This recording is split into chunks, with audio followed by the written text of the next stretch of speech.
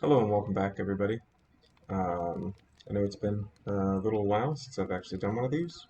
It's been about 2 weeks, so I wanted to get back in and show you guys sort of the progress of what I've been working on. Haven't really recorded in a little bit of time just because I had some personal stuff going on, trying to keep the house in order. So that's what's been going on. But so some of the things that have changed since the last time I played is you can see I've completely closed this off. One of the main reasons for that is now we have this observer, and the observer detects when sugarcane grows, and in this case it's only really going to detect on this one, which actually, ironically, it's the shortest of all of these right now, but once that finally grows, it'll automatically harvest pretty much everything in here. I think it's got pretty much a potential loss of one, which isn't too terrible. So we did go into the Nether like I said we would last time. And so that was pretty exciting. I'm not sure if I had these last time, but these are the new glowstone berries, and you can. I think they're supposed to grow berries, but for some reason mine are not. So I have to kind of think very carefully about why that's happening and figure out, maybe do some reading. But it'd be nice to actually have some glowstone berries. If I do bone meal these, they would produce glowstone berries. Um, we also have some observers in um, the kelp farm, and it actually looks like it's working, which is nice.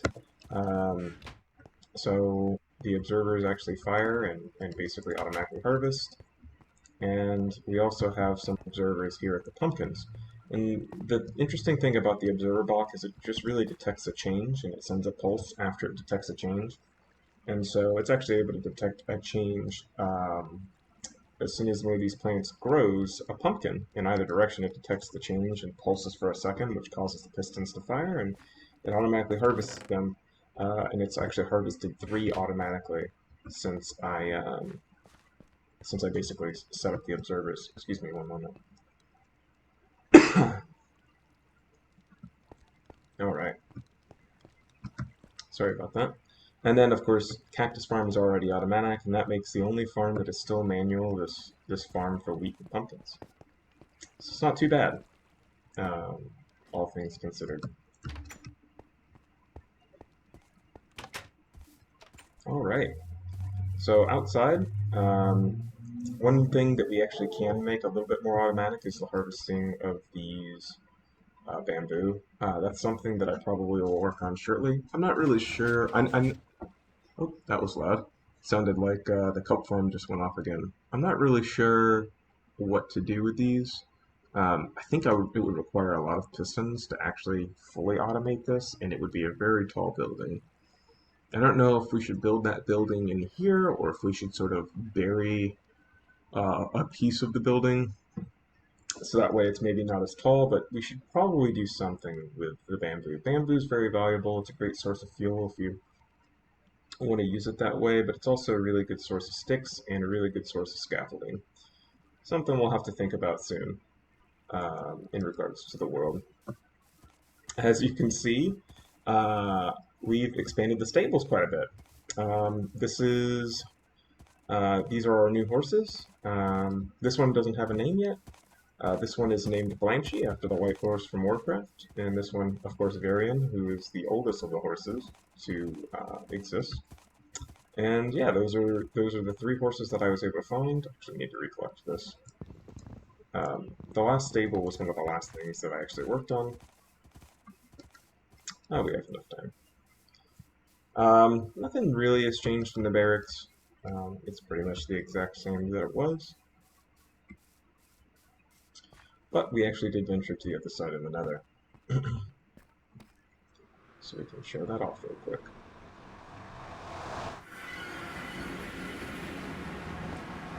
Okay, and so welcome to the Nether. I'm not gonna lie, this is not the best Nether start that I've had. Um, that was a magma cube. That is concerning.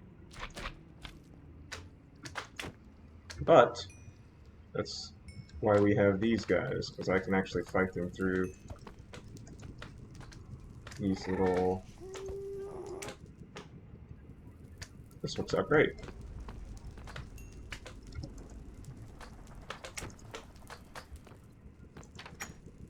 Let's see if I can get this last one.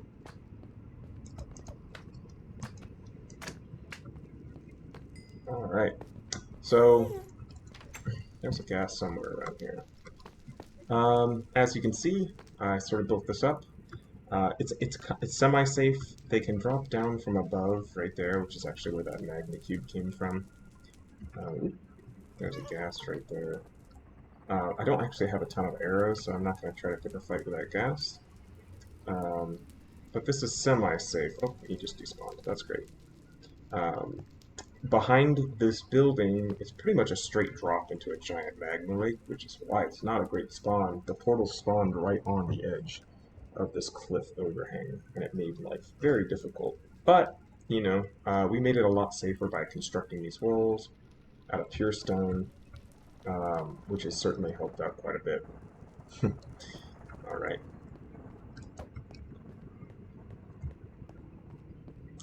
So we go down this long tunnel. Here, let's speed it up. I actually can run for a little bit. Gotta love those gas noises.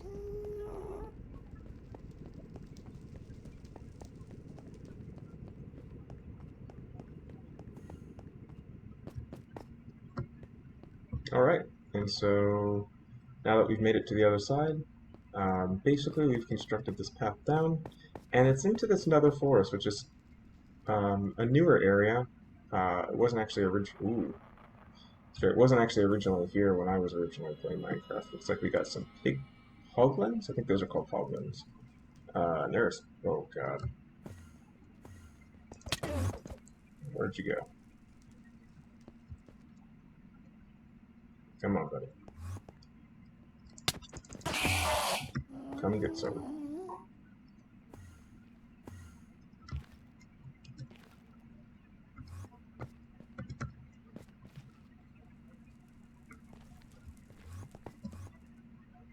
Come on, buddy.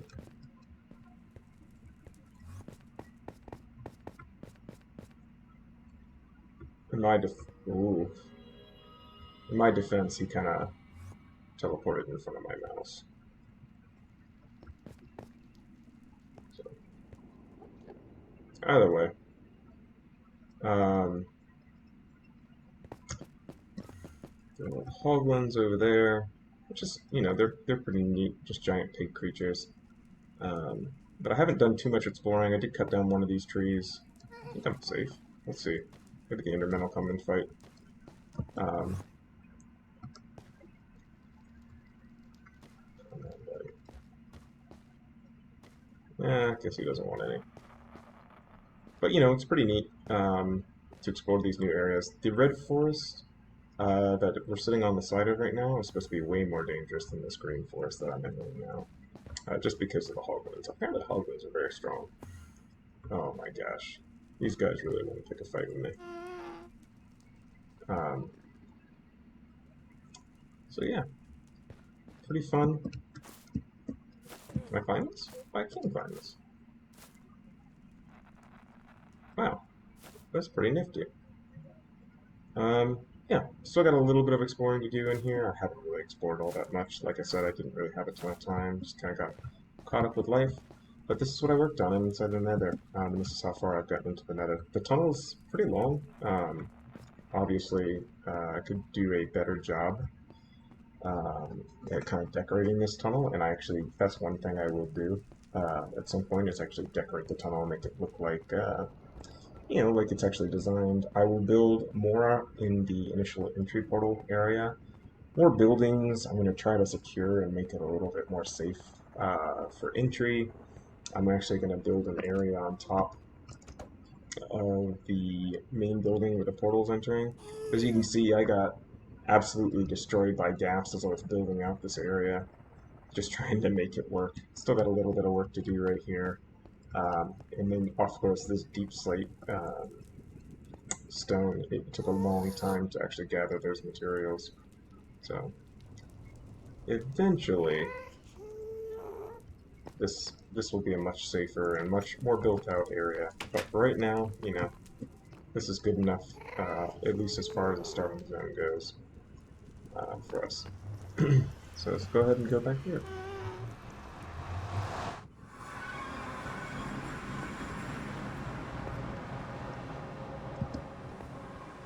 So I think that's really all I have to show off this week in regards to what I've been up to. I guess there's actually one more thing that I've done. Let's actually make it daytime so I can make it out there safely. I actually forgot one other thing that I've done while I was away for 2 weeks.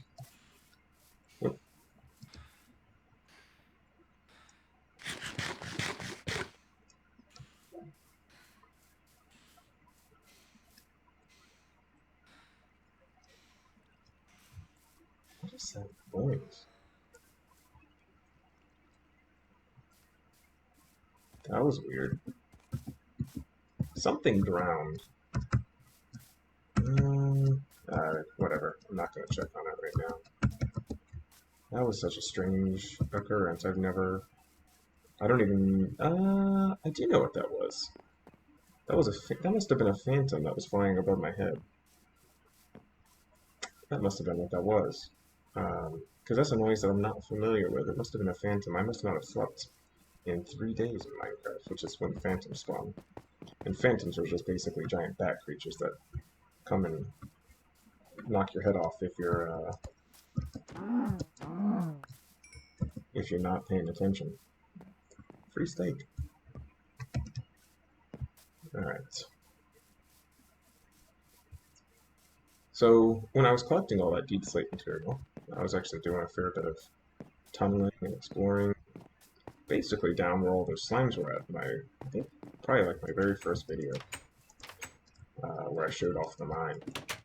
But I ended up finding this really neat spot, and so we're gonna go check that out. That was a spider. It's a long ladder. Took a very long time to build, probably a couple hundred blocks down. One thing I've noticed is when you get to a certain depth in Minecraft now, they put this like darkness effect on your screen, and it doesn't really bother me that much because I guess my field of my focus is in the middle. But it's kind of disorienting a little bit. Like I said, not too terribly badly, but it's a little bit disorienting. So down here, we've got this dark room kind of on the other side, and you can actually already hear, but what's actually inside of this room is a cave spider spawner. And these little guys, which are normally pretty dangerous because they're just so dang small. And come on, drop down, buddy.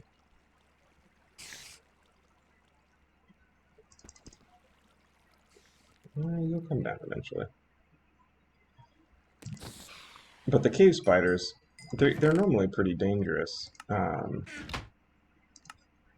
But using this contraption, basically, they're only half a block tall.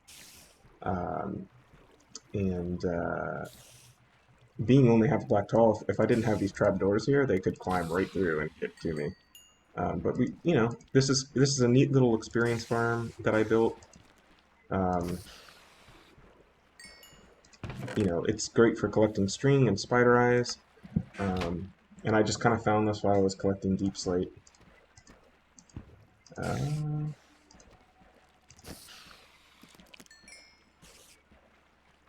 You can hear a ton of them bobbing around in that water.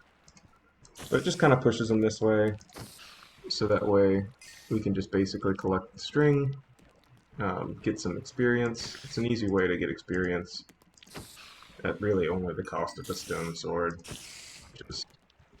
You just gotta hit them twice. It's not expensive. If I had like a better weapon, I could do like a swing attack, which would kill basically a lot more of them all at once. But that's okay. I don't really care. Anyway, not that that's incredibly important. But yeah, I have this nice spider spawner down here. You know, it's actually inside of an abandoned mine shaft, which is how I found it. Um, the original entrance that I came in for the abandoned mine shaft is actually just around the corner here. This is where I found my way in. There actually used to be an abandoned mine shaft right over there. Some really dark stuff going on down here.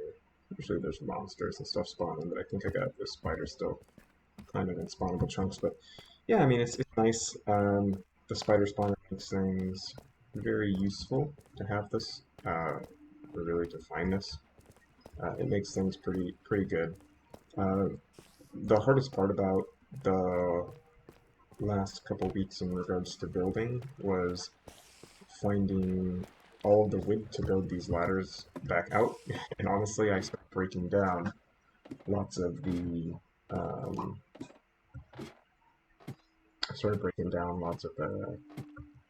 I guess, support beams inside the mine shaft, so that way I could actually kind of tunnel my way back out of here. And it took a long time to get all the way back out.